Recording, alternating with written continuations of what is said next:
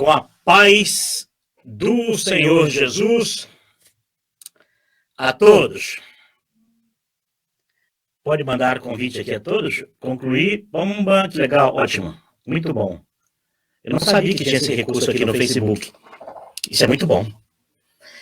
Então, hoje o assunto, eu quero dar a paz do Senhor Jesus a todos que, por acaso, entrarem ao vivo aqui no Facebook. E também a paz do Senhor Jesus àqueles que, um dia passando pela internet, queiram assistir esse vídeo. Caso encontre também esse vídeo no YouTube, no canal Feridos em Nome de Deus, lá também tem muitos vídeos, acho que tem quase 200 vídeos meus gravados lá. São vídeos informativos. E a paz do Senhor Jesus para você também, tá bom? Hoje é segunda-feira, dia 3/9/2018, 20 horas e 32 minutos. Atrasado, né? Muito bem. O assunto que eu vou trazer é um assunto de muita importância. Por quê? Porque nós vivemos em uma sociedade extremamente fragilizada.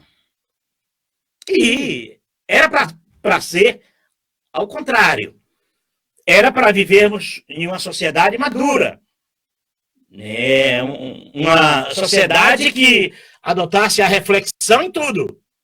Principalmente no tocante à religião, no tocante à vida espiritual, no tocante a Deus, no tocante a Jesus, no tocante ao Espírito Santo do Pai. Então, nós precisamos amadurecermos em tudo. Não só no tocante à vida religiosa, vida cristã, vida em Cristo. Temos que amadurecer em tudo. Não sermos bobos e não sermos bestas, procurar não sermos bobos. Correto? Então vamos lá. O assunto que eu vou trazer hoje é a Arca da Aliança na casa de Obed. Eu vou ler o trecho. Eu poderia aqui até fazer uma brincadeira com vocês aqui, ou com aqueles que... Mas eu não vou fazer isso, porque às vezes as pessoas não estão, né? Em um dia com um senso de humor bem apurado, então não seria bom fazer isso. Mas eu vou dizer qual era a brincadeira que eu ia fazer. A brincadeira que eu ia fazer é o seguinte: eu ia dizer assim agora, ao vivo, e também para aqueles que um dia, passando pela internet, abrindo o vídeo meu, correto? Vamos lá. Eu ia dizer assim, nesse exato momento, nós vamos fechar os nossos olhos e nós vamos ler a palavra de Deus. E eu ia dar um tom firme, intimidar um pouquinho, né? Certamente alguns iriam fechar os olhos. E aí depois eu ia dizer assim: aqueles que fecharam os olhos, alguém fechou os olhos, por favor? Aí e tal. Aqui, por favor, dê um alô se você fechou os seus olhos, tal, porque nós vamos nesse momento ler a palavra de Deus, tal, tal. E eu ia dizer assim: bobão, se você fechou os olhos, porque eu te pedi para fechar os olhos, pega um espelho e olha agora para o teu rosto, e você vai achar uma coisa muito engraçada, é você obedecer, você se deixar levar por esse tipo de indução. Isso é indução, correto? Nós não precisamos disso, como eu não preciso, você não precisa. Você não precisa de ouvir pregação, eu não preciso de ouvir pregação, porque a verdadeira pregação é Cristo em vós, a esperança da glória, e o mediador entre Deus e mim, entre Deus e você é Cristo. Então, era uma brincadeira que eu ia fazer, mas eu não vou fazer essa brincadeira, correto? Seria... Talvez algumas pessoas não iriam se gostar disso. Então, tá bom, não fiz a brincadeira e pronto, isso é que importa. Mas vamos lá. Eu não vou ler a palavra de Deus, vou ler a Bíblia, tá bom? Porque eu não posso ler a palavra de Deus. Eu posso anunciar ela, que ela é a ressurreição e a vida. Jesus, que é a palavra de Deus viva, ele é a ressurreição e a vida. É o verbo vivo que não precisa nascer de novo para morrer e ressuscitar. Não. Ele já veio em carne, já se manifestou, já deu a sua vida em favor de muitos e está na eternidade e é o verbo vivo. A palavra de Deus viva, como diz no livro de Apocalipse, né? Como a Bíblia diz, seria o árbitro, né? O vício, né? de chamar a Bíblia de palavra de Deus. Não, a Bíblia é um livro maravilhoso, e não tenha dúvida disso, que é o tiro pela culatra que a Igreja Católica teve ao confeccionar a Bíblia para manipular católicos. Não tenha dúvida disso. E alguns líderes religiosos evangélicos, mormons, espíritas, aprendeu isso e deu certo, porque dá certo com qualquer um. Olha, qualquer um que pegar a Bíblia como palavra de Deus vai conseguir fazer seguidores após si. Não tenha dúvida disso. Isso é o milagre da multiplicação de facção do corpo de Cristo, correto? Mas não, vamos entender assim, Bíblia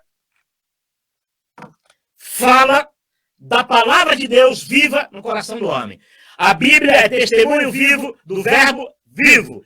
O que quer dizer? Jesus diz em João, vós leem as Escrituras porque vós pensam que nelas vocês têm a vida eterna, mas são elas que dão testemunho de mim. Por isso é que vocês não vêm a mim para serem salvos. Já falei sobre isso em outros vídeos. Os judeus não acreditavam que Jesus era a palavra viva, o verbo vivo. Eles acreditavam que eles tinham a mediação entre Deus e eles através da leitura da antiga aliança. Correto? Então vamos lá. Eu vou ler a Bíblia na antiga aliança e tentar mostrar para você como se é feito, para você não cair nesse engodo religioso, e para você extrair a informação de que o verbo vivo, a palavra viva, a única e verdadeira aliança, a arca da aliança, ela já está em teu coração a partir do momento que você crê em Jesus, aceitou, o amou, o entendeu, que Jesus deu a vida por amor a você. Se você entendeu isso, se você entendeu que Jesus morreu por você e você amou isso, você é o portador da palavra viva no teu coração. Você está com a arca da aliança verdadeira, a arca no teu coração. Na casa de Obed-Edom, a arca levou 3 meses. Imagine se você levar 30, 40 anos antes de experimentar a ressurreição.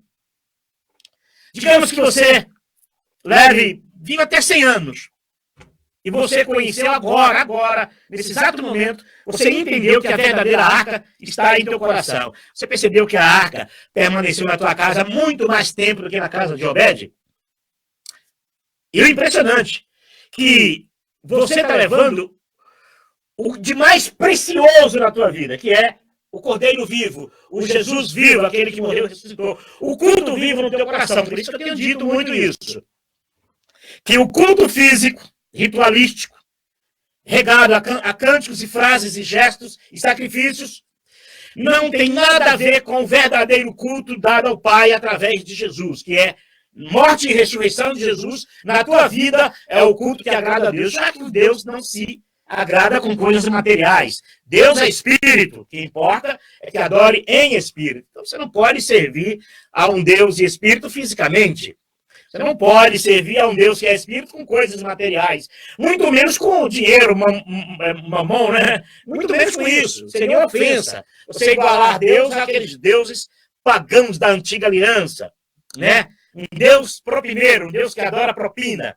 Um Deus que troca bênção por dinheiro, troca bênção por favores humanos.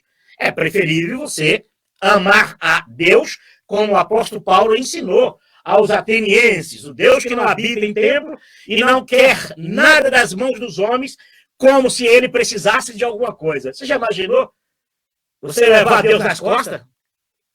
Eu estou ferrado, não estou? Não. Eu não levo Deus nas costas. Deus não precisa de mim para nada. Deus é o Todo-Poderoso. Em todos os aspectos da vida, Deus é Todo-Poderoso. Na terra, no céu, nas profundezas, nos mares, inclusive aquele que trancou nas trevas, na escuridão, o maligno, o perverso e os seus seguidores. Então, esse é o Deus criador dos céus e da terra, correto? Vamos procurar entender a diferença entre o Deus que Paulo anunciava, o Deus que Jesus nos revelou, para o Deus que os líderes religiosos apresentam. É o Deus que adora castelos, templos, igrejas, e gosta de dinheiro, de favores humanos, sacrifício físico, né? É um abençoado, né? Então, vamos lá. Eu vou ler aqui dentro de um contexto Preste atenção, não me confunda. Não pense que eu estou convertendo você à minha igreja, não, que a minha igreja não tem ninguém, não, viu? Já disse aqui outro dia. As doutrinas da minha igreja são doutrinas terríveis e são doutrinas insuportáveis. Então não siga a doutrina da minha igreja, não. Porque a minha igreja não pode falar mal de baiano, não pode falar mal de gordo, tem que gostar de cachorrinhos. Olha, na minha igreja, se você não se converter. E não pode maltratar crianças e velhos. Tá bom? Acabou. Nós não podemos maltratar ninguém, mas seria muita covardia, não é isso? Então essa é a doutrina maravilhosa, né? Tô brincando, é uma brincadeira aqui. Vamos lá. Eu vou ler o texto aqui no livro de 2 Samuel, capítulo 6, o verso 11 e o verso 12. Prestem atenção. Eu vou ler e eu vou entrar dentro de um contexto religioso. Aí depois você vai entender. Vamos lá. A arca do Senhor ficou na casa dele por 3 meses.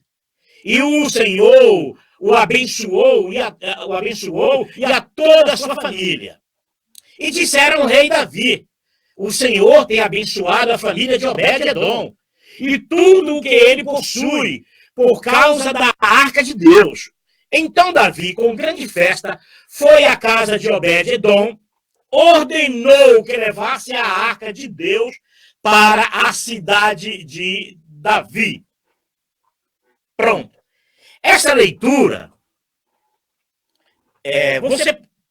no contexto que eu vou, para mim ler essa leitura, no contexto religioso, viciado, e o método de fazer seguidores após uma igreja, uma doutrina, uma religião, um líder espiritual, um guru espiritual, ele entra bem nesse contexto. Vamos começar. Primeiro, vamos nos colocar de pé.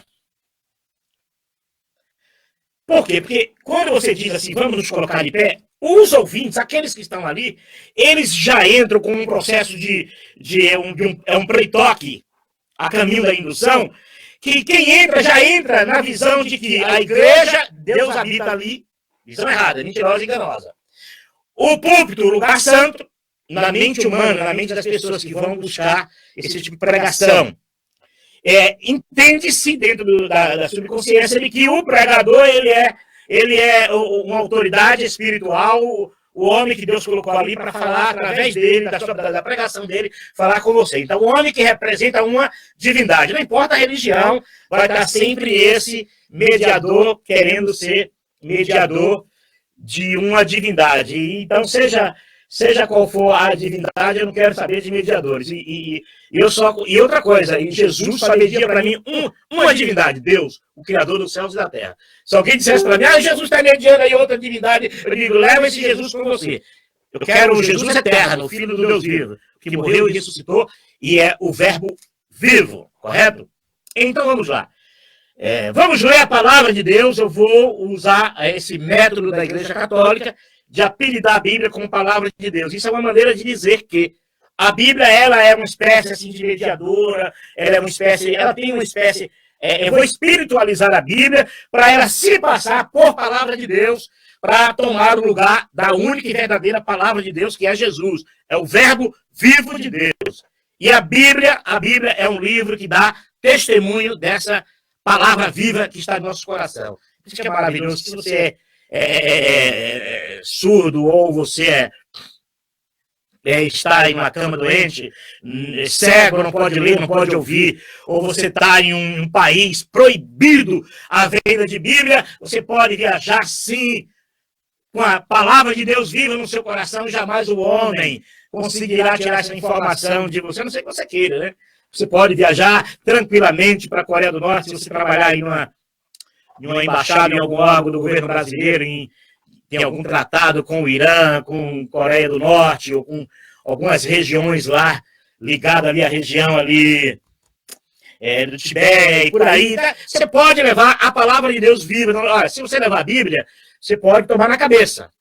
Mas se você levar a palavra de Deus viva no seu coração, que é Jesus, você pode viver com Cristo eternamente aonde quer que seja. Que haverá um dia, que haverá uma ligação da ressurreição de línguas, tribos e nações. Só Jesus pode fazer isso com a palavra viva. A Bíblia não terá essa condição. ok? E quem dera, né, você pudesse levar a Bíblia para onde você quisesse, porque você lê a Bíblia é maravilhoso. Eu leio todos os dias, talvez mais do que até muitos, né? Eu preciso ler para conhecer mais sobre a palavra de Deus. E a Bíblia é o livro que me dá esse conhecimento de você dizer, caramba, que coisa maravilhosa. Tanto é que quando você lê dentro de um contexto não pernicioso, um contexto não contaminado, viciado, você consegue ler a Bíblia com outros olhos e consegue encontrar coisas maravilhosas dentro da Bíblia, que você com a mente travada religiosa você não consegue ver. Por quê? Porque nós aprendemos assim. Então vamos lá. Vamos colocar de pé agora. Você já está com a mente totalmente travada. Igreja, habitação de Deus, não é verdade? Púlpito, lugar santo. Bíblia, palavra de Deus, não é verdade? A palavra de Deus é Cristo Jesus. Cristo em agora, e eu não mais escreverei em pedras, mas eu porei as minhas palavras em vosso coração. E Jesus garantiu isso. Todas as coisas passarão, mas as minhas palavras não hão de passarem. Então você pode, se você ler um texto da Bíblia e crer tão somente, quando fala de Jesus, referindo-se a Jesus, que Jesus é o verbo vivo de Deus, a palavra viva de Deus, o teu Salvador, o teu culto verdadeiro a Deus. Dali para frente, se um dia tirar a Bíblia de você, você não tem... É que é a maior preocupação dos cristãos, né? É perder a Bíblia, né? Perder a Bíblia, perdeu Deus, né? Perdeu a Bíblia, perdeu Deus. Perdeu a igreja, perdeu a comunhão com Deus. Não é bem assim, né? Então vamos lá. Quando a maioria de pregadores espiritualiza a leitura da Bíblia, endeusa ela, na mente, que já está pronta a indução, ela recebe aquilo e ela é obrigada a crer naquilo, que é Deus falando através da pregação do homem ou da mulher pregadora, que na cabeça das pessoas são porta-voz, mediadores entre Deus e o homem. Não é verdade. Deveria ser anunciadores de boas novas. Era o ide e ensinar, não vinde escutar-me. Correto? Então vamos lá. Dentro desse contexto religioso, é a prática do convencimento de que a arca é a obra de Deus. E que por a arca da aliança de Israel ficar na casa de Obed por 3 meses, Obed foi bem abençoado. Muito bem. Tira de uma vez por todas. Você já ouviu isso? Você quer entender mais sobre isso? Você quer a narrativa, a história do que aconteceu? Olha, você pode, compra um livro só sobre isso. Compra um livro só sobre isso, da arca na casa de Obed, toda a trajetória e pronto. Toma isso como informação. E você vai dizer, que maravilha, que bom. Deus operou grandemente nessa família, que bom. Ponha isso no seu coração. Correto? Ponha isso no seu coração. Quer dizer que estar com Deus é maravilhoso é bom. Pronto. Mas quando essa pregação ela vem para induzir você a achar que a arca da aliança é a obra de Deus na tua casa, eis aí uma grande cilada. É aí que nascem as grandes filiais das grandes igrejas.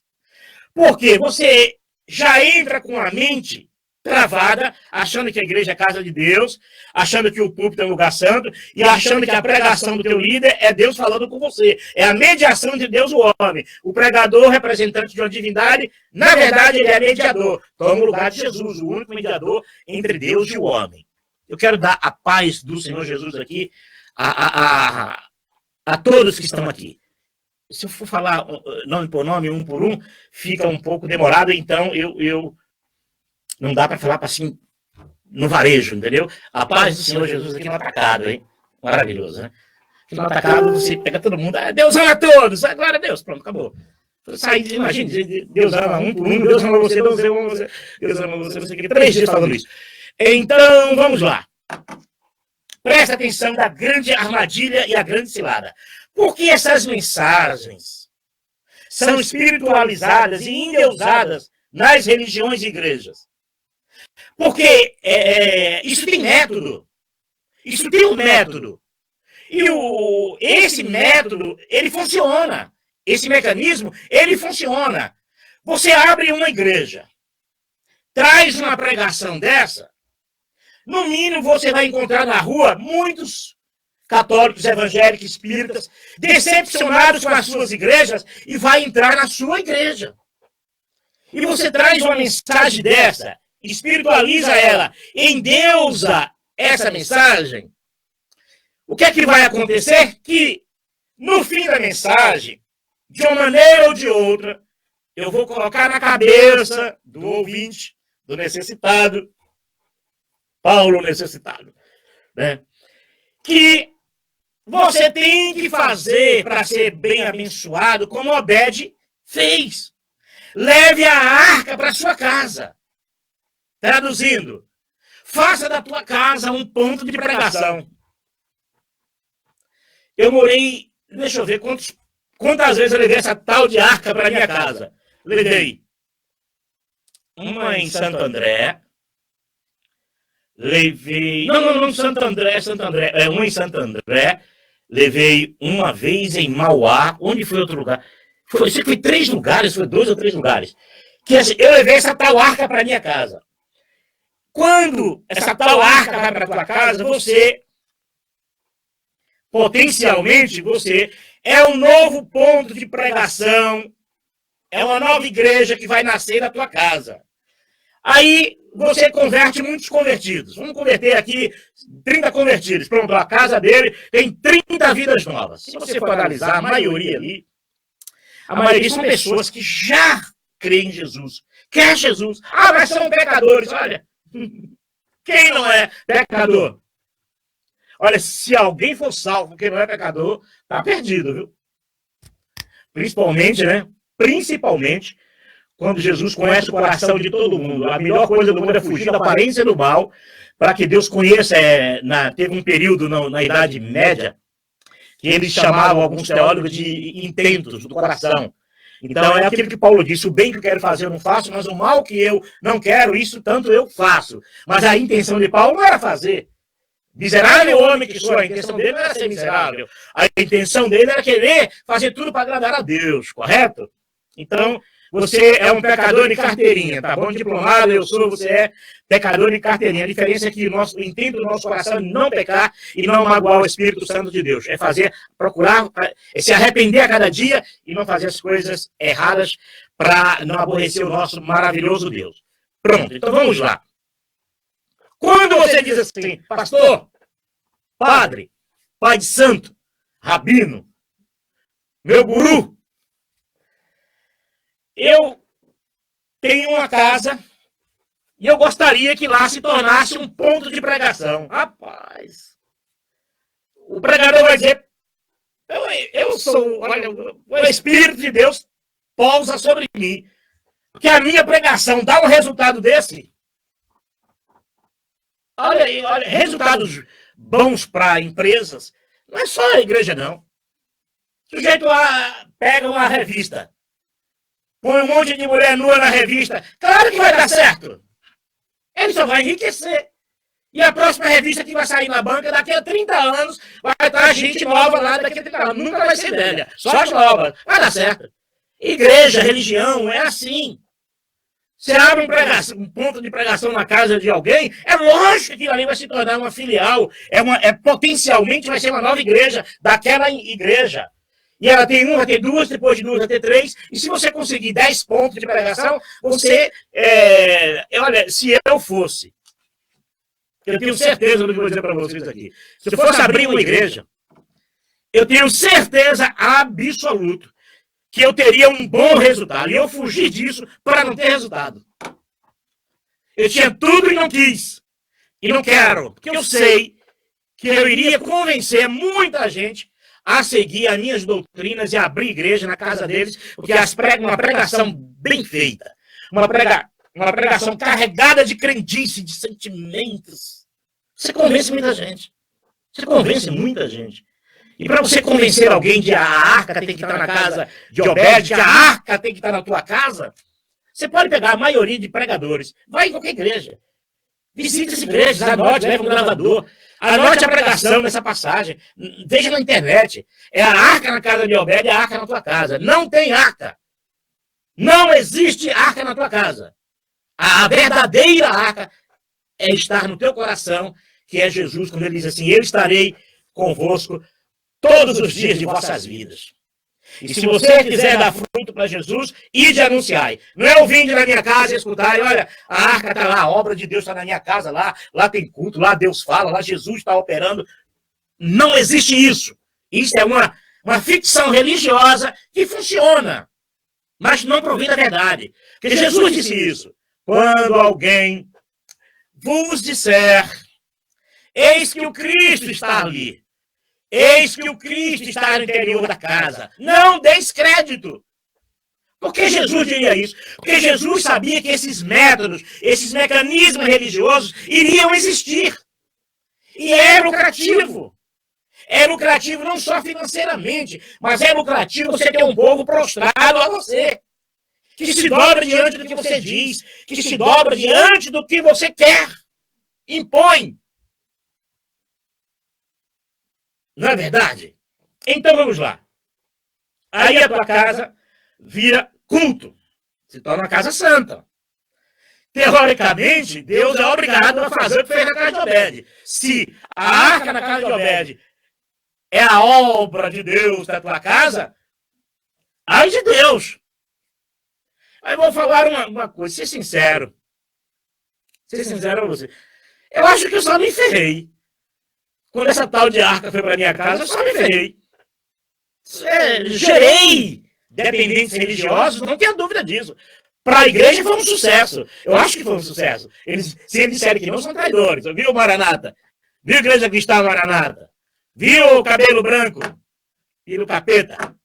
Se tu disser que não lucrou um pouco comigo, viu, mentiroso, enganador de povos, de pessoas.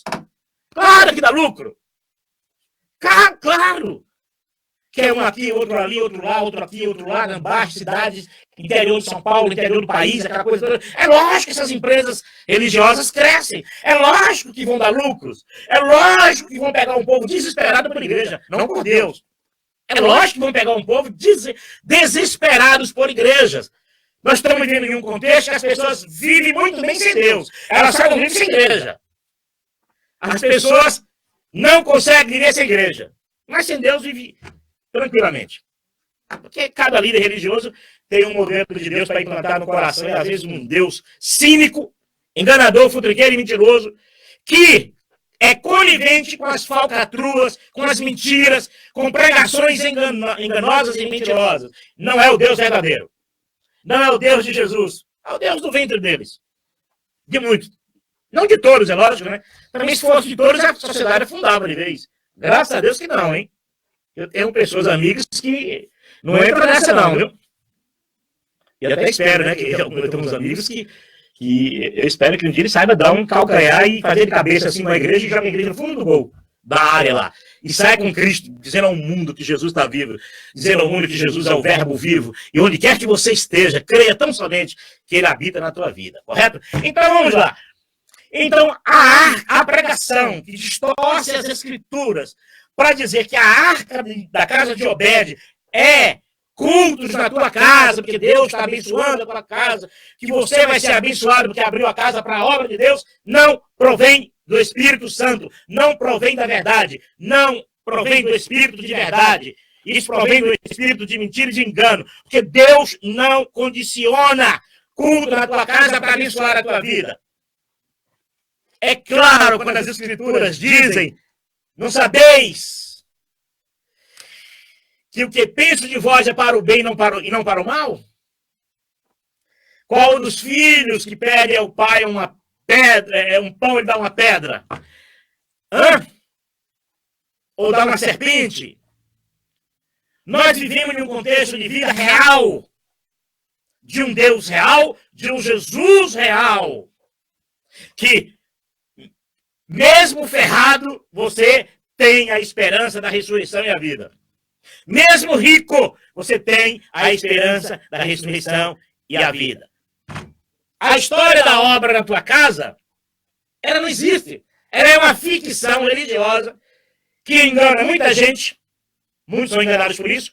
E os líderes se dão bem, porque abrem filiais e filiais e filiais, usando esse método de que primeiro a obra tem que estar na tua casa, e dali para um ponto de pregação, alugar um salão e construir uma igreja. Por isso que crescem. Por isso que crescem e se multiplicam. Que às vezes uma rua tem 5 igrejas, precisa de mais 2 ali, senão não tem evangelização nenhuma, né? Conversa fiada, né? Às vezes a rua... Olha, se você olha, a maioria de igrejas evangélicas, faz um teste você, que é evangélico, católico, mormon, espírita, cientologia, faz um teste na igreja que você frequenta. Pega uma agenda e um gravador e sai batendo de porta em porta. Olha que batida gostosa, ó. Parece uma coisa sinistra, né? Então vamos lá. E pergunta assim, você já ouviu falar de Jesus? 99,9% diz sim. Você crê em Jesus? Vamos colocar que os 80% diz sim. Você sabia que Jesus morreu por você? Sim. Mas você anda no pecado. Ah, e é outra coisa. Aí você ama Deus. Você está entendendo? A evangelização é você dizer ao mundo que Jesus está vivo, que Ele está presente em nossas vidas, que na ressurreição dos mortos você ganhará vida eterna para todo sempre. Você viverá em um mundo muito mais real, muito mais firme, mais existente e permanente do que isso daqui. Pronto. E a pessoa diz, eu creio. E se ela creio e depois não quer crer, é problema dela. Isso é evangelização. É levar o homem a seguir a Cristo, não seguir uma igreja ou religião. E quando você começar na cabeceira da rua, na entrada da rua, e sair no fim, você vai dizer, caramba, meu, não sei porque a minha igreja quer abrir uma igreja aqui.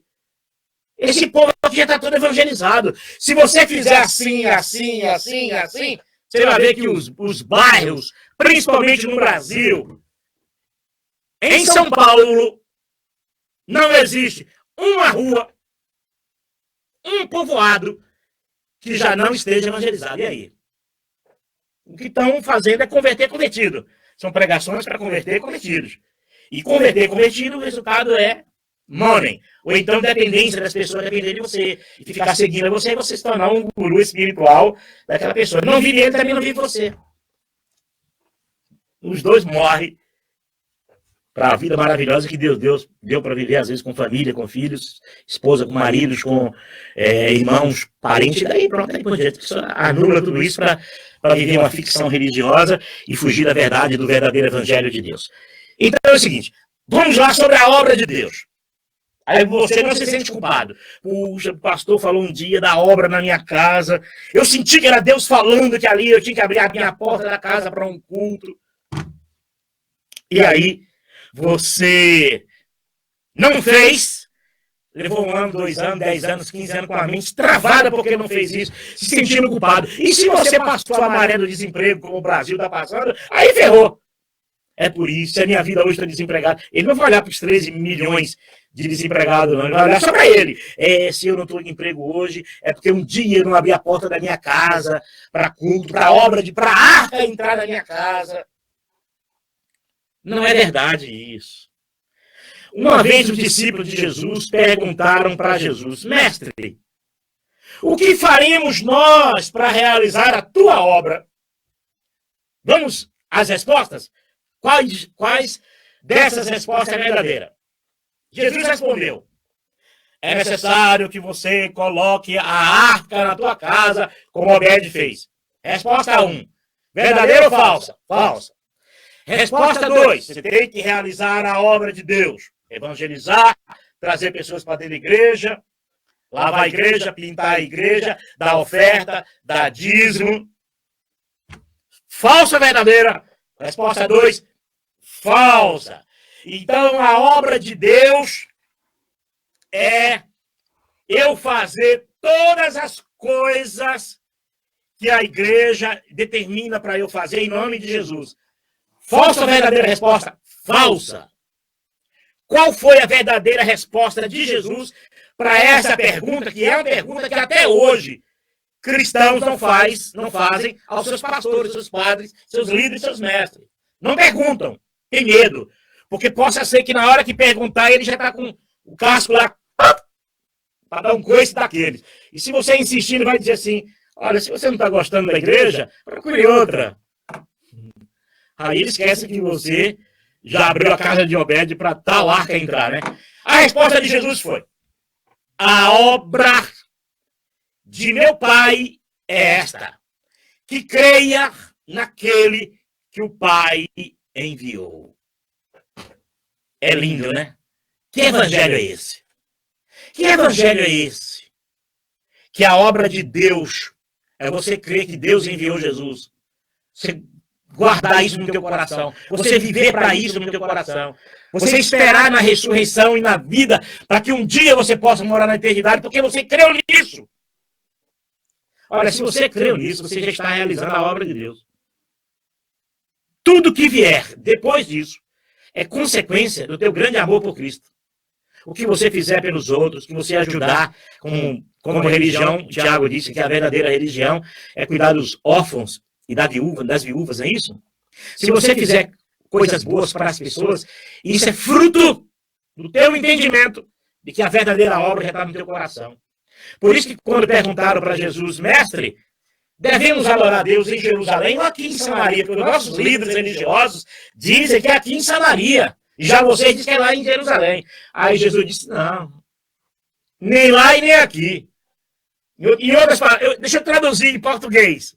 Não, nem lá na Maranata, nem na Deus Amor, nem na Batista, nem na Cientologia, nem lá no Mormon.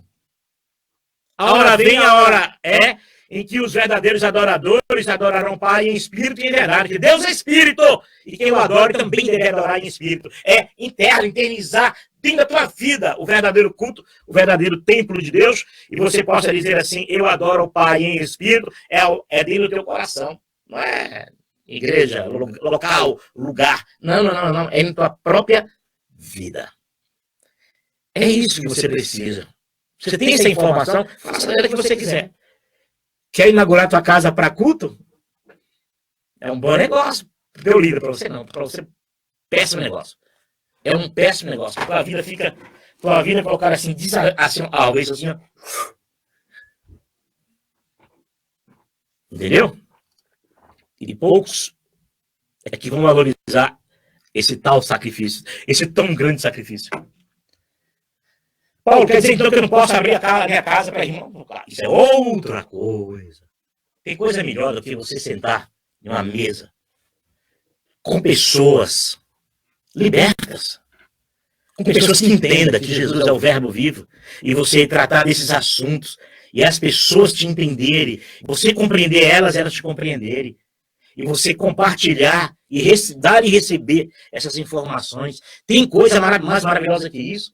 Tem coisa mais maravilhosa do que estar em roda de amigos que livres de religião, livres de igreja, livres dessas ladainhas religiosas, desses cultos, e você entender que Jesus é o verdadeiro culto a Deus, que você oferta a Deus o que há de melhor na tua vida. E o que pode haver de melhor na tua vida? Jesus Cristo na tua vida, aquele que deu a vida por você. E Deus sabe quando você recebe isso.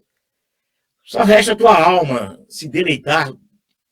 E a vontade que dá de dizer ao mundo isso, como é maravilhoso você entender isso. Que as práticas de cultos religiosos não levam você a lugar nenhum. Que a obra na casa de Obed foi bom para Obed. E é péssimo para a tua vida. Entendeu? A obra, olha, presta atenção no que eu vou te dizer. Vamos tirar essa arca aqui de uma vez por todas da casa de Obed. Né? Como o pregador, o pastor, falar com você, vamos aqui ler a palavra de Deus aqui, o texto lá em que a arca teve na casa de Obed. Você fala, pastor, não leia mais não, porque eu já tirei essa arca da casa de Obed há muito tempo. Ela já saiu há muitos anos. A verdadeira arca está no meu coração. Isso é maravilhoso. Então não se deixem levar por esse tipo de mediação entre Deus e você. Porque esse tipo de mediação entre Deus e você, ela tem método. Ela tem um método de fazer você um dependente, um seguidor. Fazer de você, às vezes, até um escravo religioso. Isso não acrescenta nada na sua vida. Olha, cultos na casa de uma pessoa não acrescenta nada na vida. Paulo, você está dizendo, de novo, vou repetir, você está dizendo que eu não posso reunir com irmãos? Não estou dizendo isso. Eu estou dizendo que um mecanismo de culto oficial, tornando você casa de Deus, tornando ali a tua casa um ambiente espiritual, endeusado. Eu estou falando dessas coisas. É disso que eu estou falando. Ser livre dessas coisas. Então, olha, pastor, você vai me desculpar. O verdadeiro culto já está no meu coração. E eu oferto a Deus todos os dias. Que é Jesus crucificado e ressurgiu dos mortos ao meu favor. E eu, por mais que eu ofereça a Deus sacrifício pessoal, cânticos, dinheiro, por mais que eu ofereça isso, eu não conseguiria te agradar. Mas eu sei que te agrada. Agradou a Deus Moelo por amor a mim. Então eu sei que te agrada eu ofertar o perfeito sacrifício na minha vida. A suficiência de Jesus na cruz por minha vida, isso te agrada. Eis aí o verdadeiro culto. É dessas coisas, é dessas maravilhas que eu estou noticiando para você. E você faça disso o que você quiser. Você pode dizer, eu não quero mais isso. Tá bom? E é isso aí, o assunto eu estou trazido aqui e tal. Mais um recadinho, vou fortalecer o recadinho aqui. As minhas escolhas políticas não tem nada a ver com a minha fé em Cristo Jesus, meu Senhor, tá bom? Porque eu tenho posições políticas, sim, tenho posições, e quero ver o meu país melhor. O que eu não quero ver é o meu país continuar como está. Tem que mudar, alguma coisa tem que mudar. As pessoas sendo condenadas a viver em favelas, a morar em favelas, a aumentar cada dia o número de favelas no país. O que não dá para conviver são crianças indo para a Cracolândia. O tráfico de droga tomou conta do país. E a culpa é desses políticos que governaram nesses 30 anos o país. Entendeu? Jovens sendo condenados a ir para o tráfico de droga, a ir usarem drogas, porque não tem mais esperança. As nossas universidades aí, cheias de militantes políticos, foram doutrinados para isso. Homens e mulheres que perderam a razão, que não enxergam com a razão mais nada. A mente fica travada nesse capeta aí que está preso lá em Curitiba. Ok? Então, tenho posições políticas, sim. Quero mudar? Quero mudar. Se depender de mim, a mudança seria muito mais radical do que votar. Muito mais radical.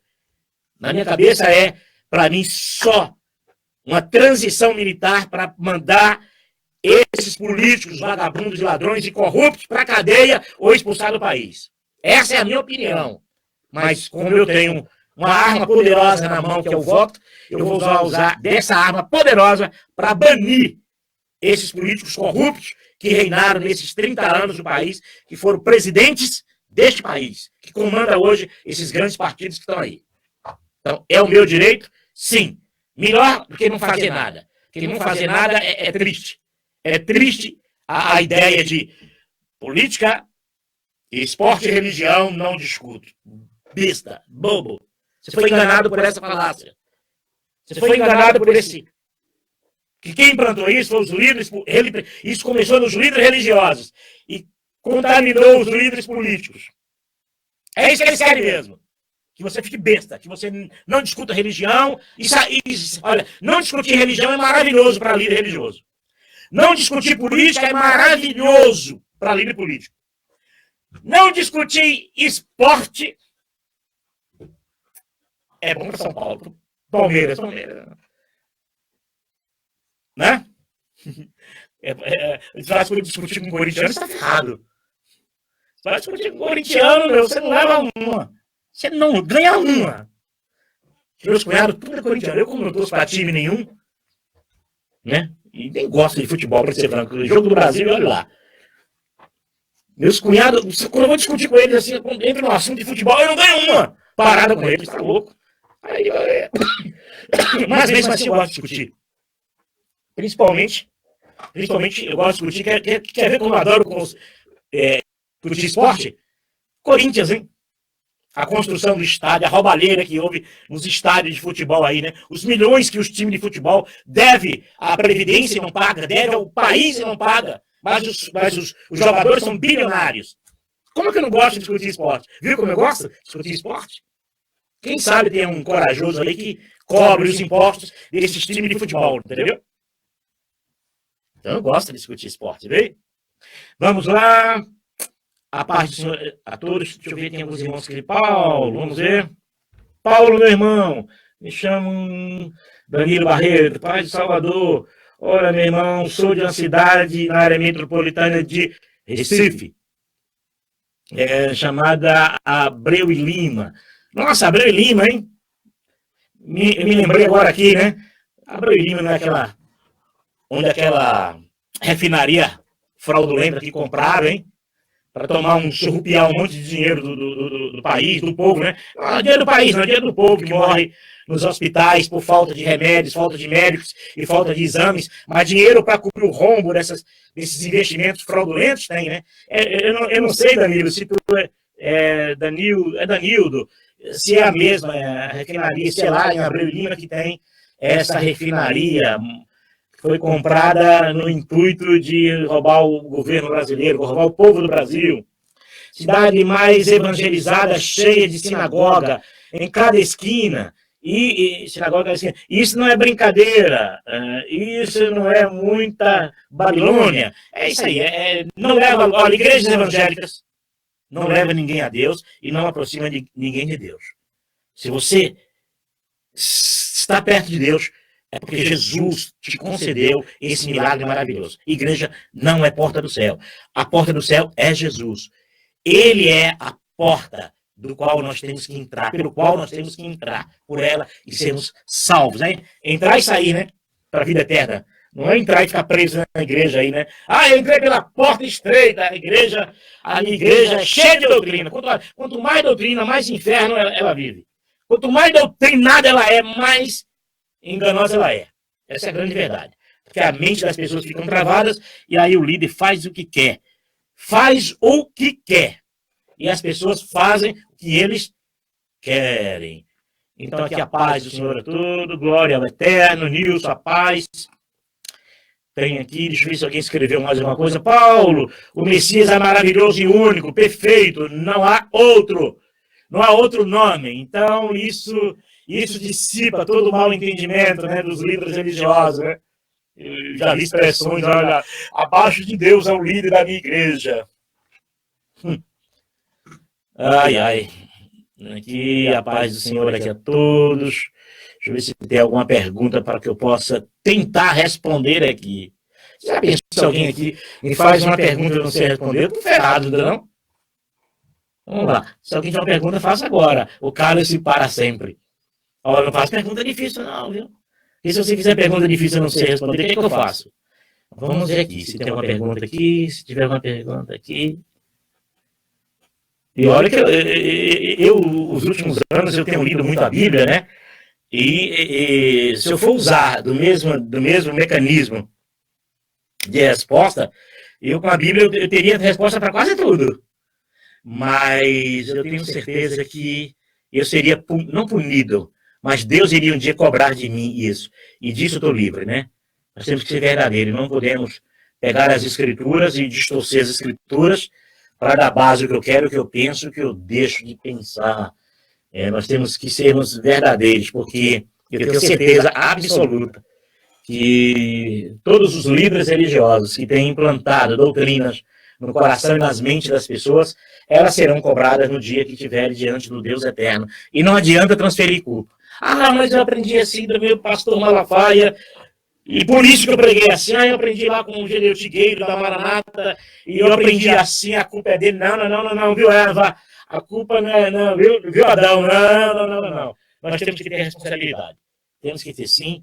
E outra coisa, vou fechar o cerco, viu? E não adianta fugir e dizer, eu não quero ouvir, porque não querer ouvir é outro problema. Porque se querer ouvir, vai perder o chão. Né? Eu cheguei a um ponto na vida que falei, Deus, eu não quero mais ouvir. Chega, eu não quero mais ouvir. Eu ia ler a Bíblia, quando eu via uma coisa, eu dizia assim, não, tem coisa errada. Não. Será que essa Bíblia minha não foi trocada? Alguma coisa está errada nessa Bíblia. Será? Chegou uma hora que até a Bíblia ficou perigosa para mim. Porque eu comecei a ler não mais com essa mente religiosa, travada, essa mente ficcionada, sabe? Limitada, nessa caixinha, sabe? Eu comecei a ler, tomei medo. Eu tenho uma hora que tomei medo de ler a Bíblia, porque não é mais a mesma coisa. Você, quando lê as Escrituras com a mente lavada, com água limpa, com a verdade, você vai dizer, caramba, essas pregações, de onde esses camaradas tiraram isso?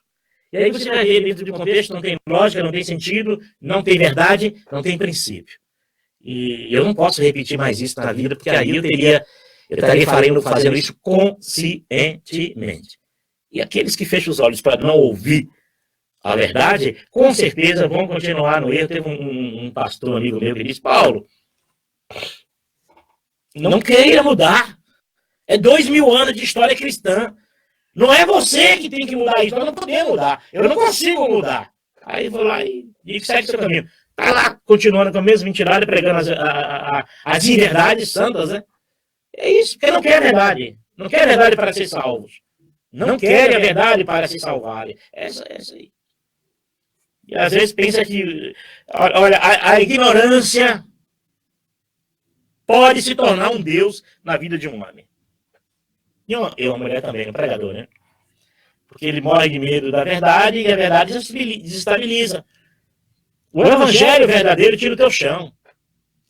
Olha, o evangelho verdadeiro tira o teu chão. Você perde o teu chão. Tudo que eu aprendi, tudo isso que me ensinaram, é isso aí. É caminho da cruz. O evangelho verdadeiro te leva até a verdadeira cruz. E lá você diz, não tem mais como descer. Não tem como voltar. Não tem como descer. É dali rumo à eternidade. Não tem como descer. Só Jesus pôde fazer isso. Ao terceiro dia. Nós não. Nós não temos o direito. Nós não temos o direito de descer quando nós somos levados pelo verdadeiro evangelho, a verdadeira cruz. Você não tem como descer mais. Só se você negar a fé e negar o Cristo. Quem é louco? Qual dos homens teria essa coragem? Eu chego a dizer a vocês que o pior dos homens não teria essa coragem. Geralmente as pessoas que negam a Jesus, negam a verdadeira fé em Jesus, geralmente pessoas que foram enganadas em igrejas, que pensam, não quero saber de Deus, não quero saber de nada, pensam que estão fugindo do verdadeiro Deus. Não estão. Estão fugindo às vezes do Deus de Macedo, fugindo do Deus da Maranata, fugindo do Deus lá dos Mormons, o Deus de Jones, o Deus de Chico Xavier. Aí as pessoas saem revoltadas com esses deuses aí. Mas o Deus verdadeiro, quando ele conhece, ele passa a morrer de amor por eles. Era minha grande conflito. Perguntar a Deus, por que o discípulo de Jesus, já que Jesus tinha dado a sua vida, por que eles morreram por amor a Cristo? Por que eles fizeram isso? Eles descobriram a verdade. Eles descobriram além da vida, além da morte, o pós-morte.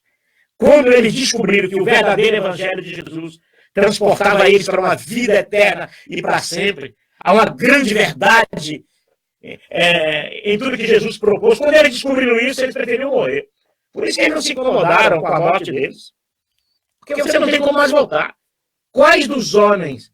Eu tenho certeza que os piores homens da terra, se tivesse conhecido o verdadeiro Jesus, não teria abandonado a Cristo. Teria sido loucos se fizessem isso. E muitos desses aí, não creram e nem quis saber do Deus verdadeiro, justamente porque foi enganado pelas religiões. Tentar levar essas pessoas a encontrar com o verdadeiro Jesus um dia, para que possam entrar pela porta eterna e viver eternamente com Cristo, a vida real com Cristo. Eu quero desejar a todos aqui a paz do Senhor Jesus e até em breve estaremos de volta.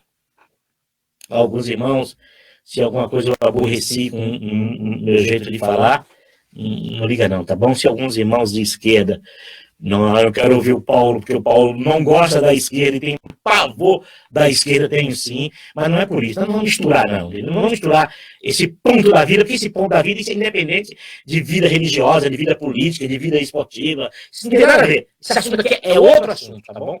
No campo das ideias, das discussões políticas, nós não podemos nos abster, nós não podemos ficar de fora. Nós temos um país em jogo. Um país de 213 milhões de brasileiros em jogo. Então, não dá para ficar de fora de discutir o que é melhor para o nosso povo e nosso país, tá bom? Isso faz parte, sim, do nosso caráter cívico. Com a paz do Senhor Jesus a todos e até em breve, até uma nova live ao vivo. E se quiserem alguns vídeos meus, tiverem um tempo, eu tenho 200 vídeos gravados lá no canal Feridos em Nome de Deus no YouTube. As gravações não são muito boas, mas o assunto que é tratado, ele é muito bom. Amém? Com a paz do Senhor Jesus.